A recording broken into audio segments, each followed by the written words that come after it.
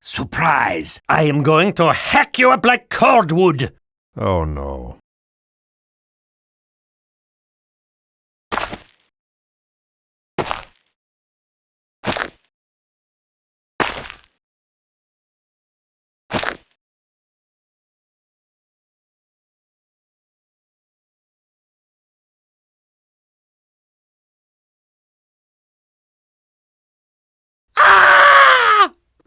Pause! Sorry if I scared you there. I didn't mean to. Anyways, you see the spy on screen? Of course you do. He's literally right in front of you. Well, that fine specimen of the French nationality is you. Well, probably, anyways. I mean, look at him. He's a mirror image of you. Annoying, slow to react, about to die, poorly animated. Okay, that last one might be more me than you. And most of all, bad at the video game Team Fortress 2. Again, probably. But you know what? I'm going to help you fix that last one. I'm going to teach you how to not be bad at the game Team Fortress 2. Because I'm better than you or something. Okay, I'm not. Probably. But hey, if we both pretend I'm better than you, then you can get the satisfaction of thinking you learned something today, and I can get the satisfaction of having someone watch my video.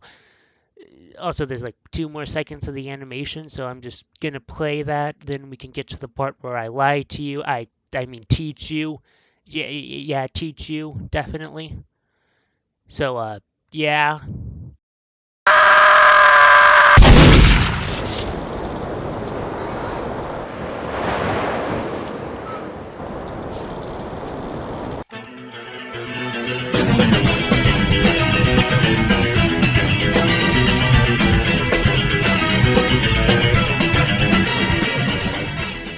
Ultimately, your survival in TF2 is dependent on your reaction in any particular situation you find yourself in. And in order to react in a way where you will survive, you need to properly read the situation you're in. What classes you're fighting, what weapons do they have, and what type of weapons are those weapons. What I mean is, are they hit scan, where they attack instantaneous? Is it a projectile, where you fire an object that you have to predict so that it goes into the hitbox of the enemy so that then it'll do damage? Or is it technically hit scan, but it's more accurately described as something else? In other words, the melee weapons. Now, some of you who actually know what you're talking about might think to yourself, wow, that explanation is terrible. And to that I say, okay. Yeah, okay. I'll try to work on my ability to explain things. I'm sorry you feel this way, and I will try to be better. So, yeah. Hopefully that was good enough. So, beyond just spewing information at you in the vain hope that you'll become a corpse slightly less often, the format of this video will be me going class by class and just giving you a few tips and just pointing you in the right direction. Starting with Scout. Pop quiz. How long does it take to beat a moron to death? Bam! Sorry, time's up. You're dead. Scout is a class whose role and efficiency is determined by the map and game mode you're on. Not to the point where your skill is invalidated simply by playing Scout on a certain map, but certainly to the point where you should expect a change in gameplay from time to time. However, there are certainly some common threads, namely flanking. Whether it's just kind of walking to the side of a person, attacking from there, or running through half the map in order to get behind the enemy team, flanking is a big part of Scout, because you're kind of squishy. I mean, tied for lowest health in the game. Really need to rely on your movement. Hopefully that was kind of obvious. So, in situations where many types of damage are coming from many different places, like say big team fights, not on the flank, it's going to be difficult to dodge everything. So you're probably going to lose health you probably won't be able to afford. Now, with all that being said, let's assume you've done everything correct and gotten to the point where you actually shoot people. Now, this part is dependent on whether or not they actually notice the fact that you're about to shoot them. If they aren't aware, uh, well, then you just shoot them, kill them. And although I know that that isn't exactly the most helpful advice, just kill them, I would say this is where that advice is valid, considering the fact that they aren't trying to dodge you, aren't trying to fight back, and are generally just not aware of your existence in general. And for future reference, that does apply to all classes. If they don't notice you, walk up and kill them. I'd say it's not that easy, but you'd be surprised.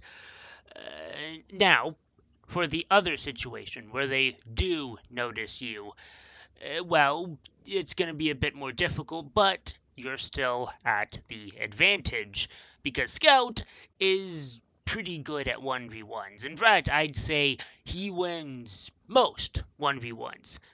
If you're good, that is.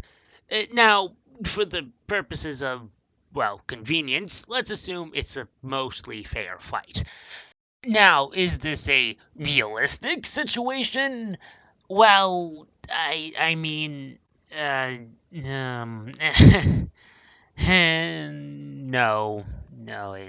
it isn't. There's always going to be extra variables that changes outcomes of the fights, no matter how hard you try to find the perfect fair fight. But it is a good baseline of what to do in, your regular fights as Scout. So, with that being said, here's Scout Combat 101. Warning, I'm not a Scout main. I probably should have told you that at the beginning of the section.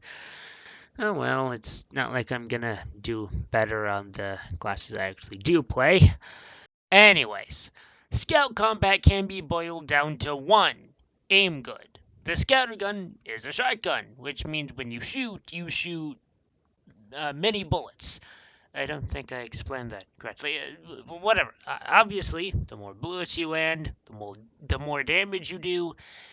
In other words, put your crosshair in the center of their mass and also get closer to them. In more broad terms, there's two types of aiming: flicking and tracking. Tracking is where you put your crosshair on the enemy and, well, track them. Flicking is where you fling your crosshair at the enemy, miss, then die. Repeat a few 100,000 times and eventually ascend to godhood. Tracking is more consistent and generally is better with hit scan, but both are valid and you're better off doing what feels the most natural to you. 2. Jumping good. So there's this common misconception I've seen where newer players think that because their feet leave the ground, they're temporarily invincible. Or at least that's what I thought when I was a new player anyway. With that being said, try to remember jumping puts you into a predictable movement trajectory thingy.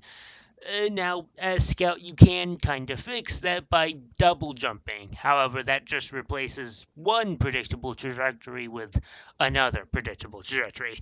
So try not to spam it, and be a bit smart with your jumping.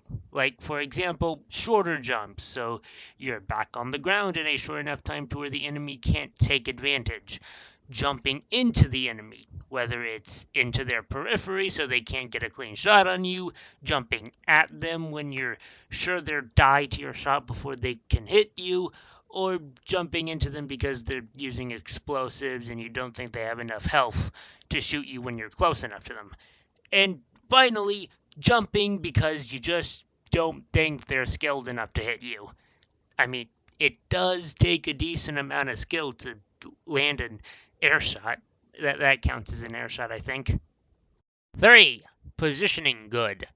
Now, positioning is something I'm probably going to go over more in other classes sections, not because positioning is unimportant to Scout, but rather because you have a rather large margin of error as Scout due to your large amount of mobility. That being said, keep on the high ground to make it harder for enemies to hit you, and and that's all I have to say. I'm probably going to regret ending this section here later, but I'm ending it here anyways. Also, one more thing. Because of how good Scout is in a 1v1, on occasion, if the enemy team is distracted or bad, you can just kind of ignore them and go straight for one guy to kill them. Of course, you will probably die for this, but hey, if the target is of high enough value, it can be worth it. And I'd like to inform you of the fact that the only reason I brought this up was to show you this clip.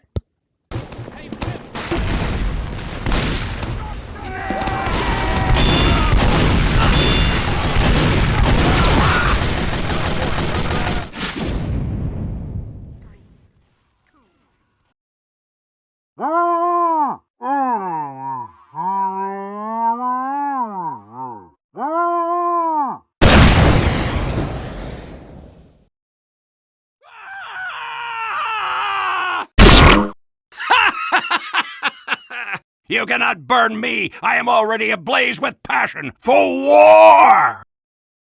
Soldier, the definitive jack of all trades class. The class where just about anybody can kind of play them. The class that I actually have to talk about unlocks for a second. Well, I mean, I guess I don't have to, but I want to. Mostly, but not entirely, because of rocket jumping. See, rocket jumping is obviously soldiers' main form of transportation, but the exact amount you will rocket jump is dependent on both playstyle and weapon choice, or rather the choice to not have a weapon. That's right, we're talking about gunboats. Rocket jumping normally takes 40-ish health normally, but with gunboats you can bring it down to 15 health, somewhere around there. This is, of course, at the cost of using one of Soldier's other secondaries, like, say, the shotgun.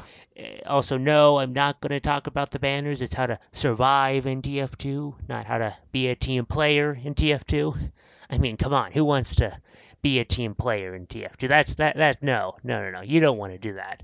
Nobody wants to do that. Now, with a shotgun, you have better protection against, well, just in general, you have better protection, but also in a couple specific matchups. The most obvious is Pyro. After all, using the shotgun against Pyro deprives them of a projectile to hurl back at you, and also allowing you to give them a face full of their biggest weakness, bullets. But a matchup you might not have thought the shotgun gave a significant advantage in is Scout. Now, I should clarify that I mean good Scouts, above average. We're annoying, jumping about from hither and thither, and you can't really get any good shots on them, even with splash damage. I'm not sure if I'd have gameplay of me fighting a Scout of this caliber as Soldier. That'd be unfortunate, but whatever. Using the shotgun can help you with fighting those scouts, as it is, of course, much easier to aim shotgun bullets. It's instantaneous, unlike your rockets, which require more prediction. Of course, there's also other situations where the shotgun comes in handy, like when your opponent has the high ground so you can't get much splash damage with your rocket launcher, or when you run out of ammo in your primary. After all, reloading takes longer than you probably thought on Soldier, at least with the rocket launcher anyway. Now, with the talk of the good of the shotgun, let's talk in just a little bit more depth about the flaws of the shotgun. With rocket jumping taking health every time you do it, you will have a hard time getting to and from the front line, at least on some maps anyways. And then, once you get there, there's a above average chance you're going to have to wait for 5 hours to get healed before, actually playing in the game. Now, of course, this problem isn't exclusive to the approach, but also when retreating. Let's say the game isn't going your team's way, and, well, you have to give up a point or two, or you just kind of lose. But whatever, your team's losing, and you need to get out of the fight. But since you're losing, you probably aren't in the healthiest state, both physically and mentally, and so you need to get out of there in a way that doesn't do even more damage to you. So that is rocket jumping when you have the shotgun anyways. So what do you do? Well, this is a section about the flaws of using the shotgun. So I'm just gonna say you die. But between you and me, there is a light at the end of the tunnel. The escape plan is a melee weapon which increases your speed when you're injured, to the point where when you're under 40 health, you are almost as fast as Scout. Yeah, almost. Can't even be as fast as Scout. Has to be almost. Given how fast you're moving when using the escape plan, it makes retreating much easier. And you can even use it when helping getting you to the front faster. If you want to spend more time healing. I was trying to make that last section a compare and contrast between the shotgun and the gunboats. I don't think I did that at all. I just kind of talked about the shotgun, which sucks because that was the one I had the least gameplay of. I'm starting to think I'm kind of bad at this, just in general. Oh well, on to soldiers' melees.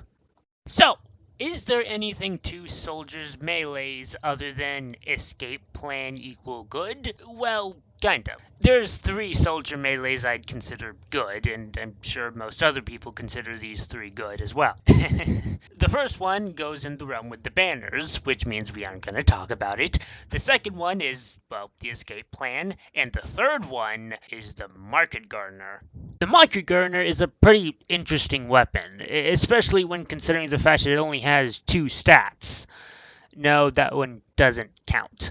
The Market Gardener is a rather powerful weapon, allowing you to do 195 damage as long as you're in the midst of a rocket jump, which allows you to kill 7 out of the 9 classes instantly, leave Soldier himself with a grand total of 5 health, and Heavy with a slightly more respectable 105 health. Of course, it isn't just as simple as the numbers entail. After all, if a Heavy takes face full of explosive after face full of explosive, then maybe you should try to go for the Market Garden on him anyway. But on the other end of the things, if a Demoman has overheal particles coming off of him, then maybe don't try to go for him. So, with that being said, is the Market Gardener on par with the escape plan? No. I probably didn't need to tell you that. I mean, this one makes you move really fast when you need to go fast the most, while this one does a lot of damage. Of course, that doesn't mean much in the face of the other one, but that doesn't make what I said earlier about the Market Gardener untrue. It is very strong. Just because it's a meme, actually, is the Market Gardener a meme anymore? I feel like when I first started playing all those years ago, that it was a meme, but then it kind of stopped being talked about and only was really brought up within the context of Trollger, which kind of made it a meme by association. But then again, about 4 years ago, I realized everybody was idiots and that I really shouldn't consider their opinions. So I kind of stopped paying attention, which leads into my point about the fact that I'm really the only smart person in the world. So yeah, you know. So anyway, I just realized how long I've been spending on Soldier, and I decided I want to spend even more time. So let's go on to Soldier's rocket launchers. But before we go into the rocket launchers themselves, we should probably talk about rocket management. Rockets are your main form of ammo, and you can only have a set amount of rockets in your rocket launcher, so you should probably manage them. Simple, or at least I think it's simple, but very important. After all, you don't want to run out of ammo in the middle of a fight with a Pyro. Actually, I'm pretty sure at least a couple people have a fetish for that, but whatever. Now, doing rocket management effectively, I hate my lack of vocabulary, can often lead to gameplay changes. Like, say, making sure you have one rocket in your rocket launcher at all times in order to rocket jump away in case of emergency, memorizing ammo packs on different maps, and also rationing out your rocket jumps. Getting to a place fast is cool until you realize you don't have any rockets left and you die for your lack of foresight and or stupidity. But this also affects your choice of rocket launcher, and mainly what makes something a good choice and what makes something a bad choice. Or at least it would if the two rocket launchers we're talking about weren't bad already, regardless of rocket management. But anyways, the Black Box and the Liberty Launcher are the two rocket launchers that in some way actively change the clip capacity in your rocket launcher. Well, I mean, there are two others. You probably know them, the Beggar's Bazooka and the Airstrike. But I would just like to say that those two more so change your entire playstyle, and I'm trying to focus on things that just like stat swaps. Well, I mean, they are still pretty big changes, but they still keep to the standard formula of Soldier, if you know what I mean.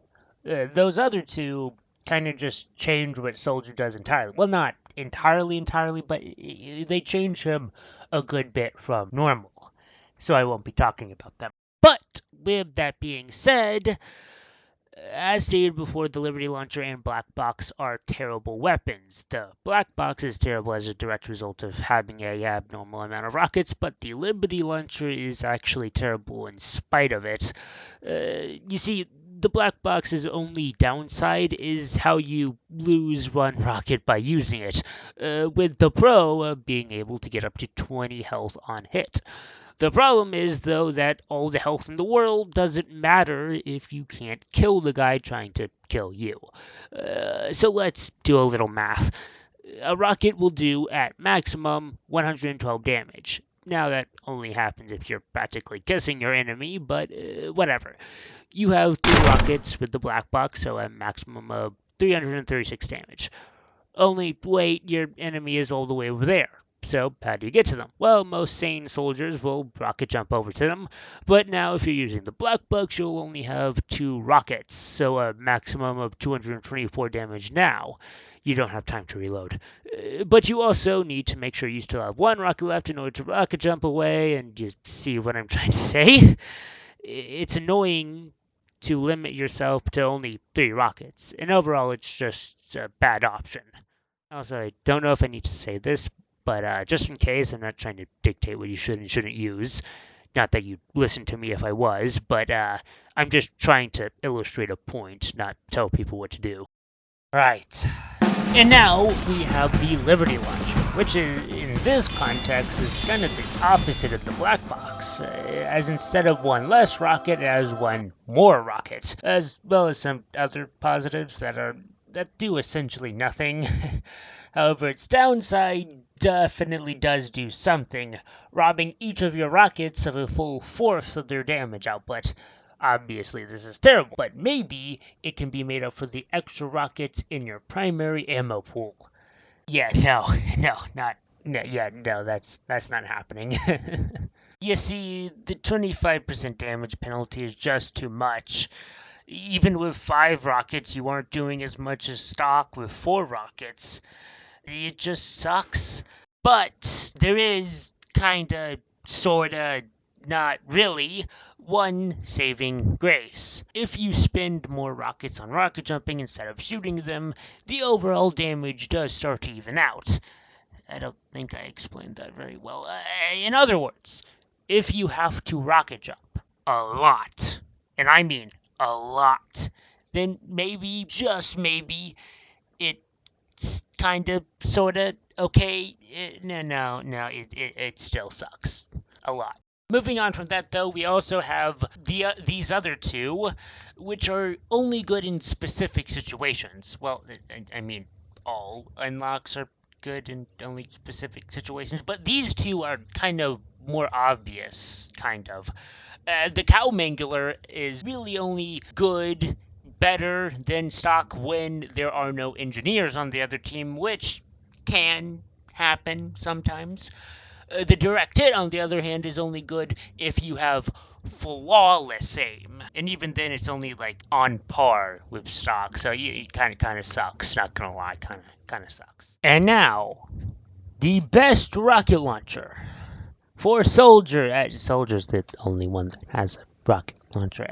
The best rocket launcher, the rocket jumper. Look at it. It's glorious. It's amazing. It's actually stock. You knew that I was making a joke and I ruined it, or maybe I didn't. Pyro.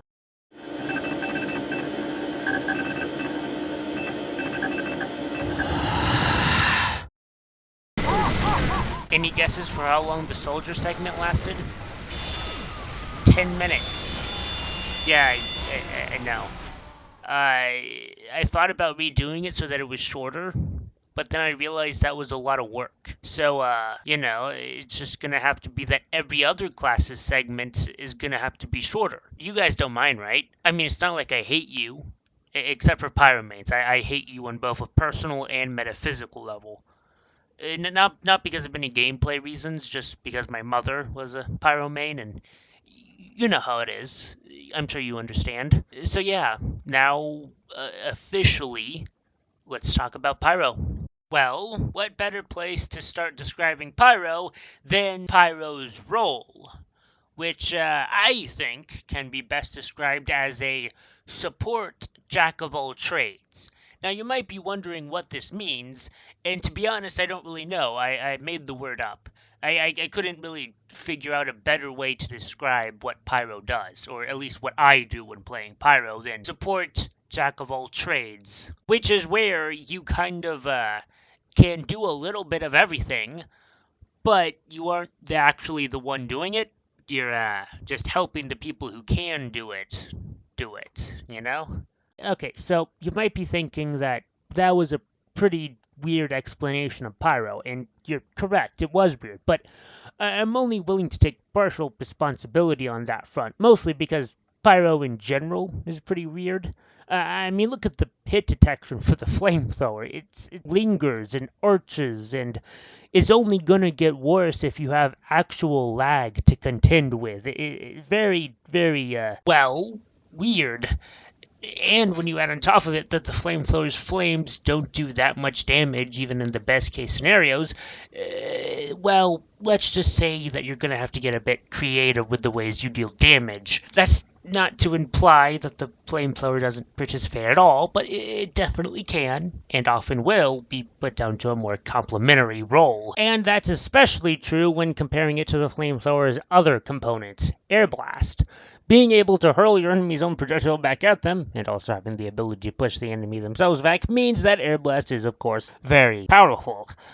But there is one problem. It's kind of difficult to do, and the only way to get better at it is to practice, put time into it, and yeah, there's no real getting around that, but I do have a few, hopefully, helpful tricks that might help you get better. Number one, people, generally speaking, air blast a little too late. I don't know if it's something about the hitboxes or what, but people will air blast a little too late and then die for it. So, my recommendation is to air blast just a little bit before you think you actually should. Like a split second before you think you should. Number two, try playing as other classes, especially projectile-based classes. This might sound a bit odd, but think of it like this. In order to properly reflect a projectile, you need to understand its speed and fire rate, and in order to properly understand that, you need to interact with the projectile often. And as Pyro, although you can interact a lot with some projectiles, the class actively shooting them at you will always interact with them more. So playing as them can allow you to get the experience and knowledge to better reflect those projectiles. When you switch back over to Pyro, that is. Number three, Try to time your air blast more off of when your opponent fires their weapon rather than when you see their projectile. In other words, focus more on your intuition rather than your reaction speed. Yeah, that's a better way to phrase it. It's also worth noting that with some of your enemies, you might need to prompt them a bit. You see, believe it or not, some of your enemies are actually good at the game, and as such will resist the urge to fire a projectile at your face. So you need to encourage them to do so that you can reflect it.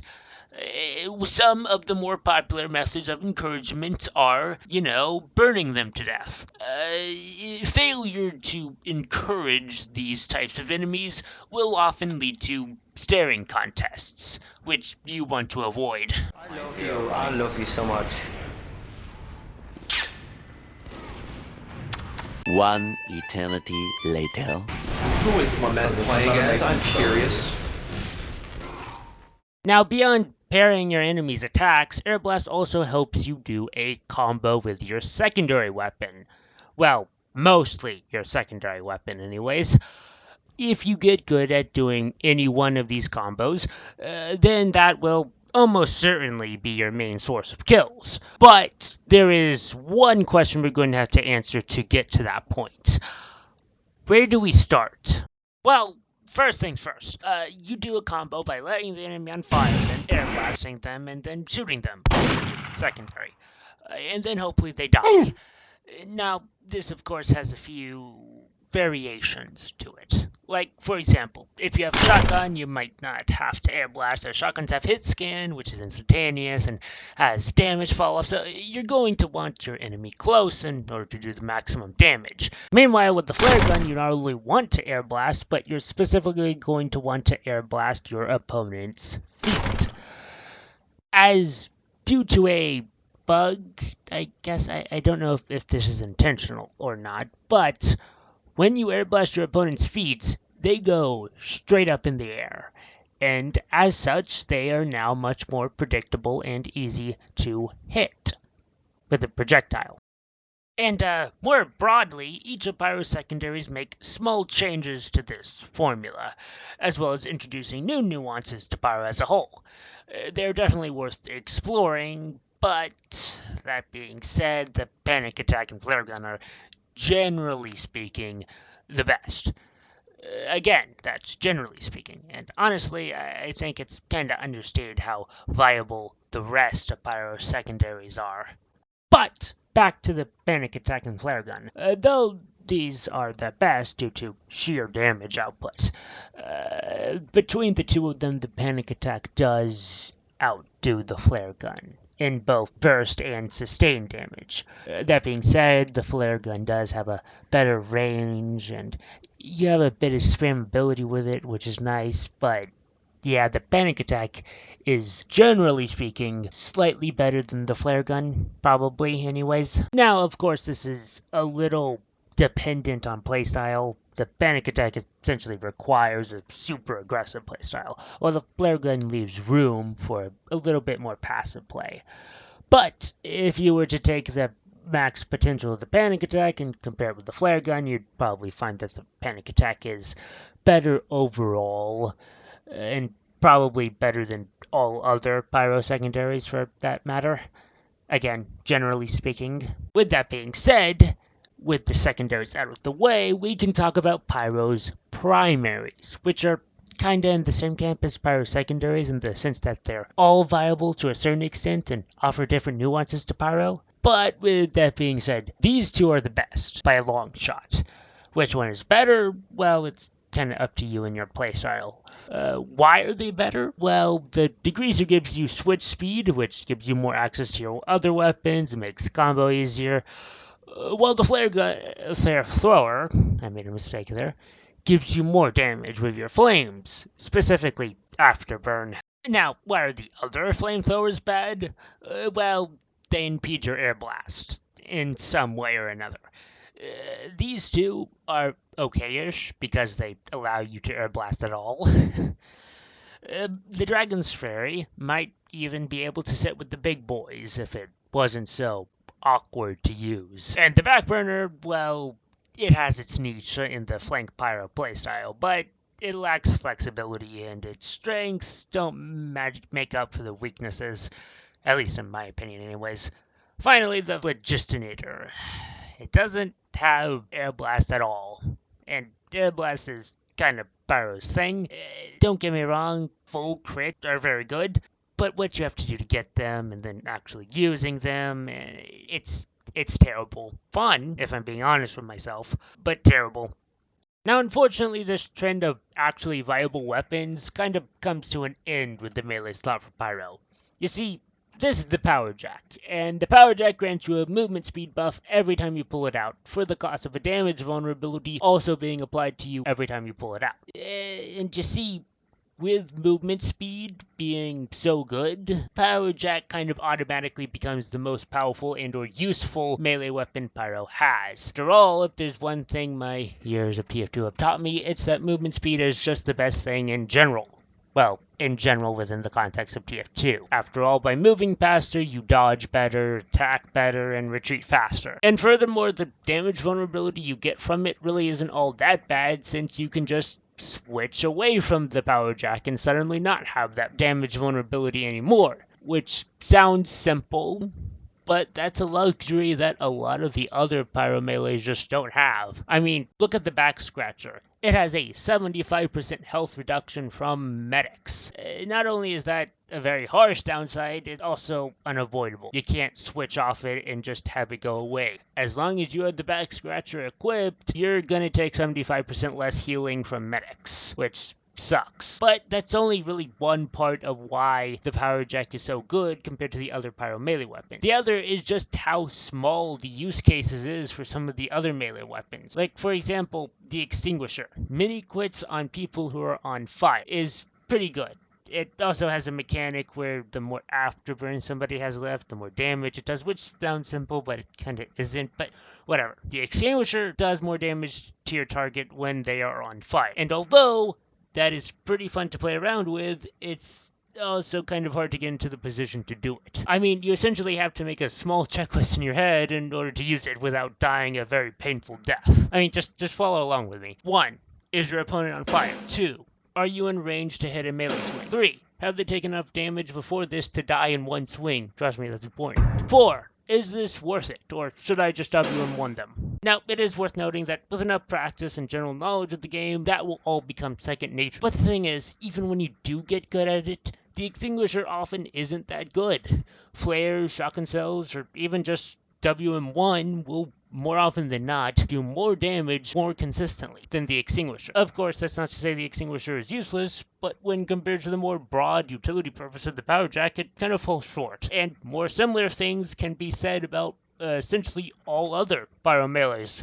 You can argue that Pyro lacks any number of things within TF2's balance, but you can't really say they lack variety, which is a good thing. Having lots of variety is good. It does, however, make it kind of hard to explain the class, or maybe I just suck at explaining things. Either one of those explanations work. Either way, I tried my best to give a very broad picture of Pyro's balance. After all, there's a lot of situations Pyro finds themselves in where they just kind of can go just about anywhere and do a decent enough job. But either way, on to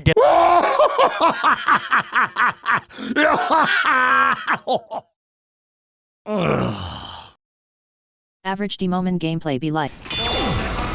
Glue you back together in hell!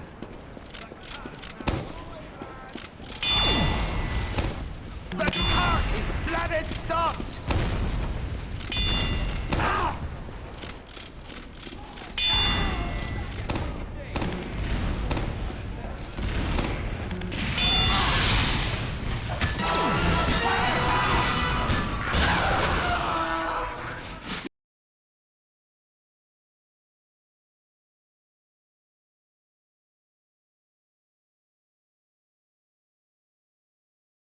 Alright, Demoman, the explosive man from Explosive Land.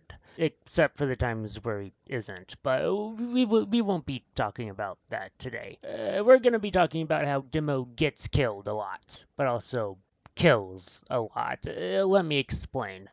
You see, Demoman has two high damage projectile based weapons for his primary and secondary weapon. The reason why I put the things around the word secondary is because of how, in terms of overall effectiveness, the sticky bomb launcher is more akin to another primary weapon than a secondary weapon. But back to the overall point at hand, both the grenade launcher and sticky bomb launcher do a lot of damage. The grenade launcher doing 100 damage given a direct hit. The stickies, on the other hand, suffer from damage fall off and a bunch of other really weird mechanics. But in my experience, you should be able to get 80 to 100 damage per sticky, rather consistently too. Although, technically speaking, the maximum damage per sticky is 144 and the minimum is around 30-ish. Although those damage numbers are good, on their own they do have one other major attribute that helps them: splash damage. Gives you some crowd control and also secures you extra kills. But that being said, for all the power Demoman wields with his two explosive catapults, he does have some weaknesses. You see, although the explosive nature of his weapons grants splash damage, it also grants self-damage, which, when combined with the fact that your weapons are projectile-based, means that close quarters fights are often awkward and difficult, and more often than not result in your death.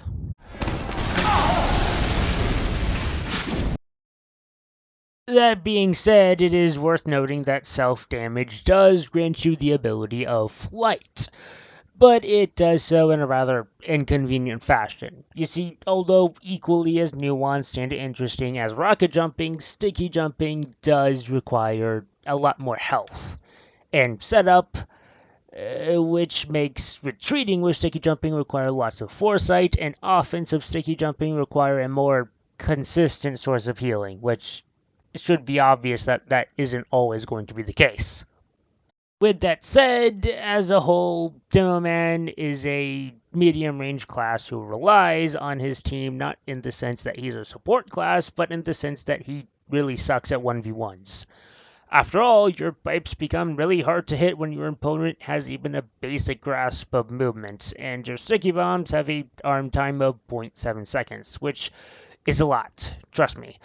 Also, this isn't going to say you're never going to win a 1v1 as Demo ever, but it is often going to be a lot harder to win 1v1s both against and comparatively to almost every other class. All of this comes together to make a class that, although powerful in his element, often needs at least a little bit of help to win most fights. Or just some foresight. After all, sticky bombs are surprisingly good at punishing overconfident players. You can even do it at a bit of a distance. I mean, remember when I said that sticky bombs have damage fall off and ramp up? Well, usually how much that affects your damage is determined by how close you are from your target. However, with stickies in particular, it has this mechanic where after 5 seconds, your stickies stop using that distance from you to your target and start using the distance from the sticky bombs themselves from the target. Which means you can have sticky traps at range. Not sure how useful that is, but hey, it's something. And yeah, that's how to survive as Demoman. Kinda. As promised, Heavy will now lay egg in your mouth. So, I haven't written it all out yet, but I think Heavy is going to be the shortest section. I mean, he definitely is in the running for simplest class in TF2, where the entire concept be put crosshair over person, erase person from existence. And I mean, to a certain extent, all classes are like this, but Heavy takes it to the extreme, having no extra special movement or damage like most other classes. So, with that being said, what sets good heavies apart from the bad heavies? Well, it's mostly positioning. You see, with Heavy being so slow, any positioning mistakes will be punished, more severely than most other classes. So, that begs the question, what is good positioning on Heavy? Well, it's mostly just staying with your team, to be honest. But again, mostly. But we'll get into that in a second. Heavy, of course, needs to wind up his minigun in order to fire it. Now, this takes a little under 1 second. However, once the minigun does rev up, it will be placed under a 50% damage penalty and a much wider spread for a whole second. That means there's roughly 2 seconds before a heavy can do his full damage. Hence why he needs his team around. To make sure he doesn't get got in those precious seconds. Like, seriously, Scout, Soldier, Demo, and to a lesser extent Pyro and NG can all deal with a heavy when he's caught out alone and unrevved. Furthermore, staying close will also ensure you stay close to the healing of your team, which is important, since although Heavy has a lot of health, he also takes a lot of damage. In fact, I don't have any statistics, but I'd wager Heavy is probably the primary target in any given fight. Which makes sense, since he's also the biggest target in any given fight. It's kind of easy to hit him. Now, remember what I said earlier about positioning being mostly about staying with your team? Well, that's only mostly. There is one piece of advice I have about positioning, and that is corners. You see, corners allow Heavy to essentially become God, because they allow you to hide for a second and jump around them. And when you jump around them, you can pre-rev during the jump, so that the second your feet resume contact with the ground, you will be able to do Heavy's maximum damage output. Or at least close to it. And that means whatever poor soul is around that corner no longer exists, because you killed them. So yeah, corners are essentially Heavy's fourth weapon. Use them. It'll work. Probably, hopefully. Probably not, but, they work. Except when you're playing against me. Don't use them against me. I don't like dying. It makes me angry. So yeah, don't do that. You should ought to brought more guns, son. Alright. I have a confession to make. I'm not going to be doing engineer completely. Mostly because a lot of what getting better at engineer entails is often related to extremely specific things, like learning where every metal pack is on every map, where to put each building on every single map, and I'm trying to, although who knows if I'm succeeding to make this video a bit more broad in its advice. And that's not to say that there aren't things that are generally applicable for engineer. Like, for example, make sure your buildings are spaced out to avoid splash damage. Make sure to move your buildings when the action is getting too far away from them. And speaking of action, don't be afraid to toss some shotgun shells the enemy team's way if all your buildings are upgraded. Speaking of upgrades and buildings, make a priority list for all your buildings, and which ones to build and or upgrade first. Again, this is also kind of specific. Different buildings are varying levels of importance in different maps and circumstances. Although, generally speaking, you should build the dispenser first in order to help your teammates by healing and then getting yourself some metal so you can build more buildings. But hey, what do I know? I'm the guy who decided to cut out half the TF2 classes in his video about TF2 classes. Oh yeah, did I say half? Well, I have another confession to make. This is where the support class speed round begins. Yeah.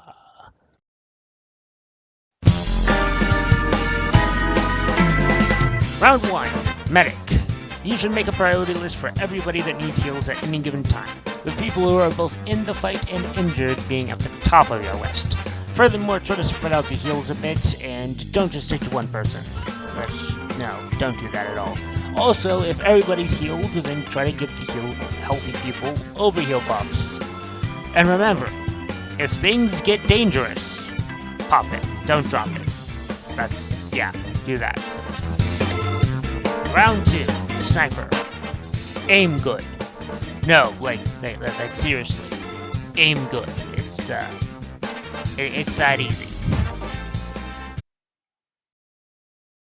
Round 3, Spy. Already made a video about this. It's not the greatest video ever made, but I poured my heart and soul into it. Kind of like this video. Not very great, but poured my heart and soul into it. And yeah, that's it. Thank you all for watching. If you enjoyed this video, then I'll hopefully have another one up soonish. Hopefully you can also like and subscribe. I'd very much appreciate that. But yeah, that's it. Hopefully I'll see you next time, and bye. I think I already said that. Well, bye again. I have been shown who is the boy!